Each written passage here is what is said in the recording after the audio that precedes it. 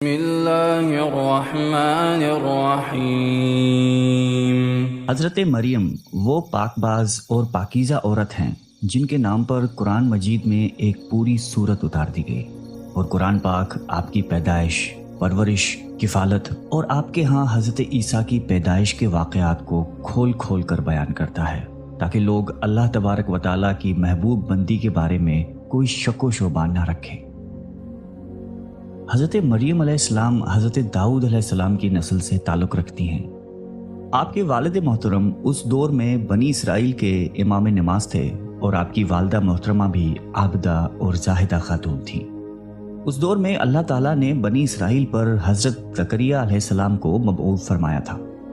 جب حضرت مریم علیہ السلام کے والدہ کے ہاں اولاد نہیں تھی تو انہوں نے اللہ کے نام پر یہ نظر مانی کہ اگر ان کے ہاں اولاد ہوئی تو وہ اسے بیت المقدس کی خدمت کے لیے وقف کر دیں گی۔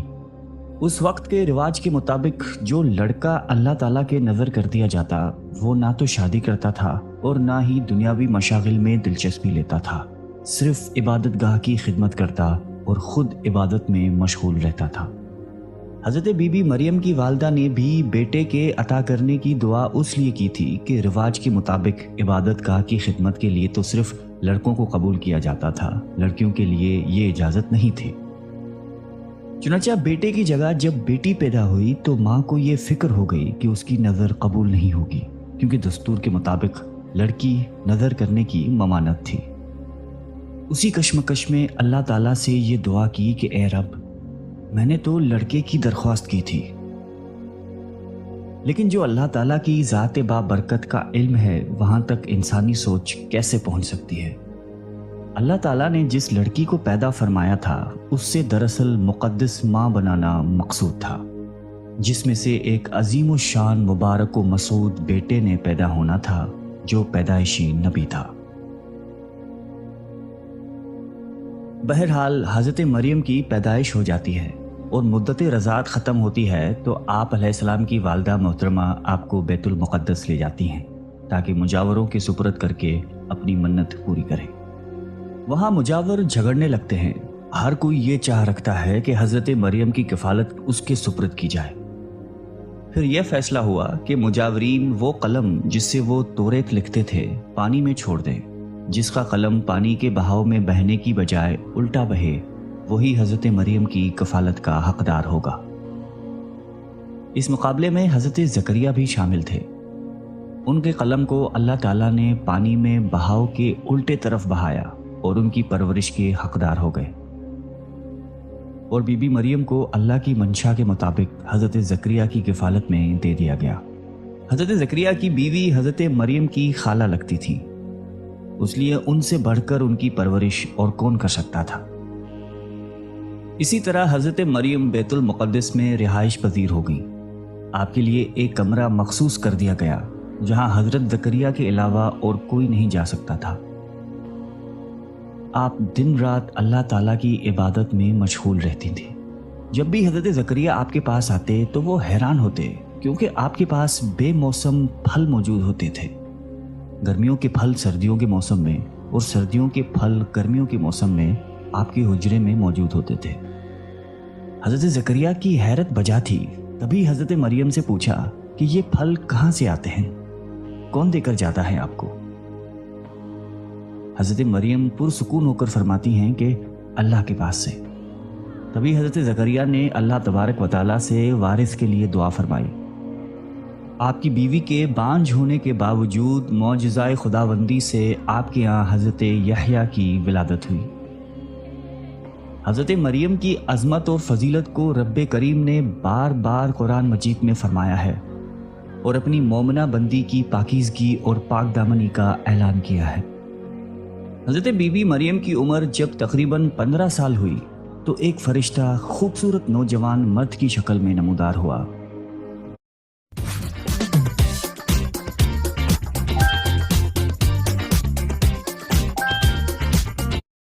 جسے علیحدگی میں دیکھ کر حضرت مریم خوف زدہ ہوئیں اور وہ اپنی عصمت کی حفاظت کے لیے فکر مند ہو گئیں۔ گو کہ فرشتے کے چہرے پر تقویٰ کے آثار نمایاں تھے، تاہم بی بی نے اپنی عصمت کی حفاظت کے لیے خود کو اللہ کی پناہ میں دے دیا۔ یہ ایک عفت اور پاک بازی کا ایک طرح کا امتحان تھا جو اللہ کے خاص بندوں پر اکثر ہوتا ہے۔ آپ نے اس شخص سے کہا کہ وہ وہاں سے چلا جائے۔ ان کی پریشانی دیکھ کر نوجوان نے کہا کہ گھبرانے کی ضرورت نہیں، میں انسان نہیں ہوں، اللہ تعالیٰ کی طرف سے بھیجا ہوا ایک فرشتہ ہوں۔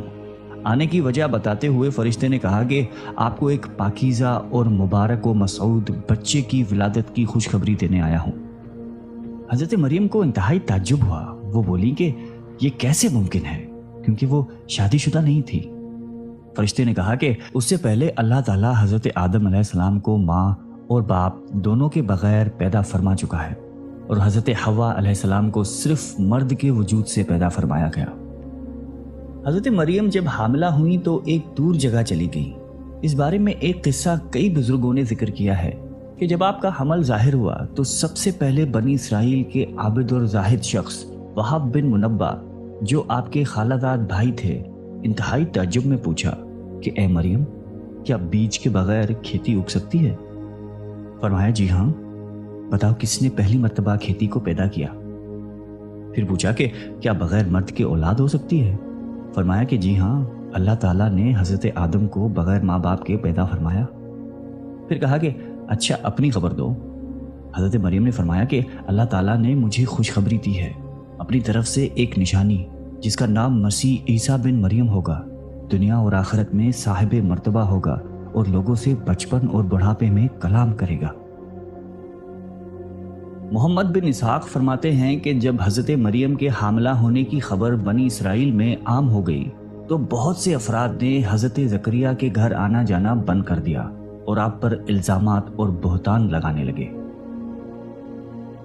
حضرت مریم نے لوگوں سے علیحدگی اختیار کر لی اور دور تنہائی میں چلی گئی۔ جب حمل کا درد شروع ہوا تو آپ نے ایک درخت کا سہارا لیا اور ان کے نیچے بیٹھ گئی۔ درد سے بے چین اور بدنامی کا خیال، آخر گھبرا کر کہنے لگی کہ کاش میں پہلے ہی مر گئی ہوتی اور بھولی بسری ہو گئی ہوتی۔ بے سر و سامانی کی اس مشکل وقت میں اللہ تعالیٰ نے حضرت مریم کے قدموں کے قریب ایک نہر جاری کر دی اور ندا آئی کہ پانی پیو اور کھجور کھاؤ تاکہ جسم کو قوت پہنچے اور پھر اپنی اولاد کو دیکھ کر آنکھوں کو ٹھنڈک پہنچاؤ۔ اسلام آنے سے پہلے بولنے کا روزہ رکھنا عبادت میں داخل ہوتا تھا، یعنی صبح سے رات تک کسی سے بات نہ کرتے۔ بعد میں یہ حکم منسوخ ہو گیا، لہٰذا حضرت مریم کی پریشانی دور کرنے کے لیے کہا گیا تھا کہ تم سے کوئی شخص اس بچے کے بارے میں پوچھے تو اشارے سے کہہ دینا کہ میں نے چپ کا روزہ رکھا ہے۔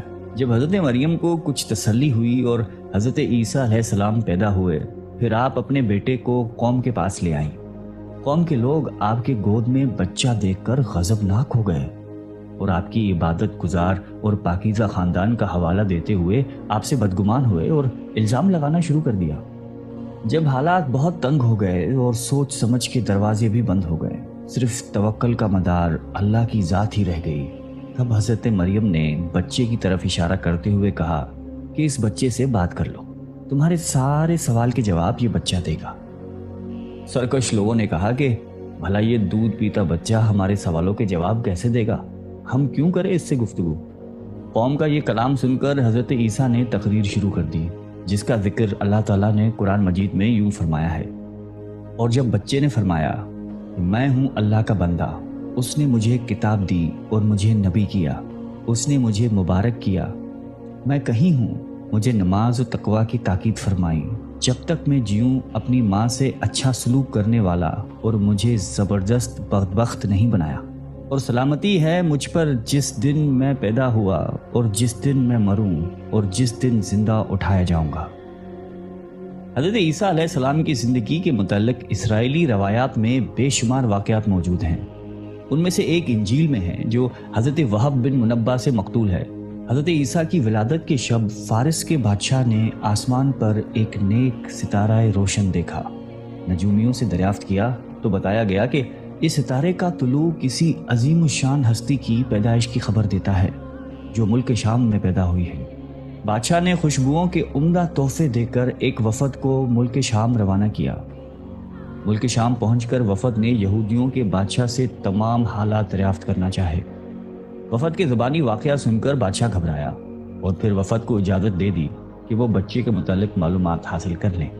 بارشیوں کے اس وفد نے بیت المقدس پہنچ کر حضرت عیسیٰ کو دیکھا، رو سجدہ تعظیم کیا اور چند روز وہاں قیام کیا۔ اسی دوران اس وفد کے بعض آدمیوں نے خواب میں اپنے بادشاہ کو اس بچے کا دشمن دیکھا۔ ان لوگوں نے حضرت مریم کو اپنا خواب سنایا اور مشورہ دیا کہ اس بچے کو کسی محفوظ جگہ لے جائیں۔ اس کے بعد حضرت مریم حضرت عیسیٰ کو لے کر مصر چلی گئی۔ جب حضرت عیسیٰ کی عمر مبارک 13 سال ہوئی تو بیت المقدس واپس آ گئی۔ بخاری شریف میں حضرت عبادہ بن صامت رضی اللہ تعالی عنہ سے مروی ہے کہ رسول اللہ صلی اللہ علیہ وآلہ وسلم نے فرمایا کہ جس نے گواہی دی کہ اللہ کے سوا کوئی معبود نہیں، وہ اکیلا ہے، اس کا کوئی شریک نہیں، اور محمد صلی اللہ علیہ وآلہ وسلم اللہ کے بندے اور اس کے رسول ہیں، اور عیسیٰ اللہ کے بندے اور رسول ہیں جن کو اللہ نے مریم کی گود میں ڈالا اور اس کی روح ہیں، اور جنت حق اور جہنم حق ہے، تو اللہ تعالیٰ اس کو جنت میں ضرور داخل فرمائیں گے، چاہے وہ جیسے بھی عمل لے کر آئے۔ اللہ تعالیٰ ہم سب کو قلب سلیم عطا فرمائے اور قرآن اور حدیث پہ چلنے کی توفیق عطا فرمائے۔ آمین۔